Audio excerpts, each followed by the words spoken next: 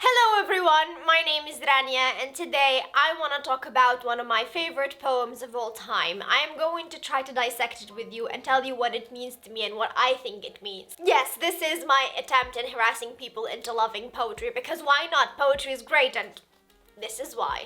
The poem I'm going to be talking about today is by the great Emily Dickinson, but before we get to the poem, let's first introduce Emily Dickinson. Emily Dickinson was born in 1830 to a prominent family. Her father was a lawyer who then became a congressman later.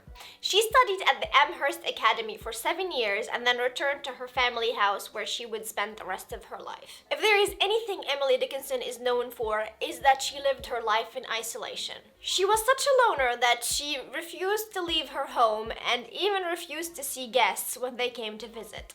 Later in life, she never left her room, even for her father's funeral that was held downstairs. When people came to see her and talk to her, she would actually speak to them through a closed door. No wonder she was thought of as the eccentric woman in white.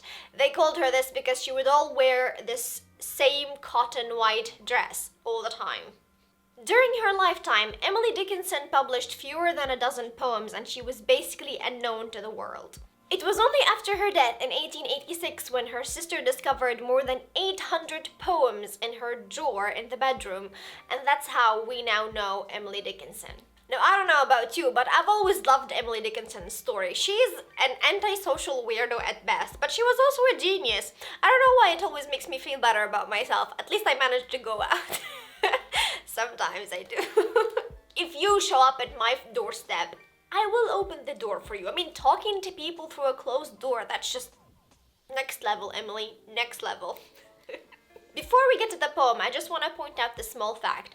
Emily Dickinson never really intended for her poetry to be published, which is why most of it is untitled. Instead, we came to call them by the first line. They're usually short and rhythmic, which is why it's easier to just call them by the first line. And this one is called I Am Nobody, Who Are You? I am nobody, who are you? Are you nobody too? Then there's a pair of us, don't tell. They'd banish us, you know. How dreary to be somebody. How public like a frog. To tell your name the livelong day to an admiring bog. Feel free to pause and read this poem again as many times as you can to just absorb it all. The poem begins with an introduction from the speaker who announces themselves as nobody. They ask the identity of the addressee, which could be the reader. They ask them, are they nobody too? Presumably learning that the addressee or the reader is a nobody, the speaker then goes to announce that they are a pair of nobodies. She then tells the reader to not tell anybody because people would make a fuss about it. How dreary to be somebody. She talks about how horrifying and boring it must be to be someone. The speaker links being somebody to frogs, those who are always talking themselves up, seeking attention, and basically what they're really doing is making their noises in the swamp. I Am Nobody, Who Are You is a short, powerful poem that questions the need for attention, seeking instead to highlight the virtues of anonymity and isolation. Dickinson wrote this poem when she was a nobody because she basically lived all her life as a nobody. But she tells us with this poem that just because you're a nobody and the world does not know about you does not mean that you're not living a great life or a life worth living.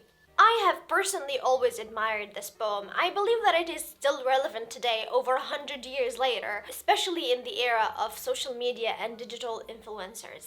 It is important to remember that we are all someone, in fact. Even if no one follows us on Instagram, even if no one knows about us, we are still someone.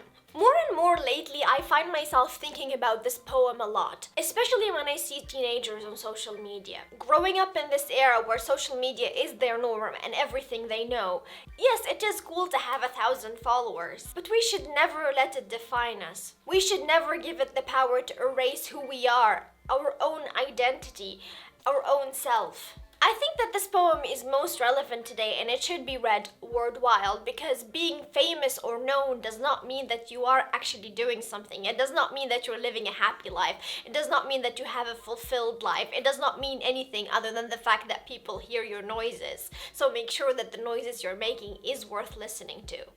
So read this poem, share it with your friend. Listen to Emily Dickinson, she who lived her whole life in isolation.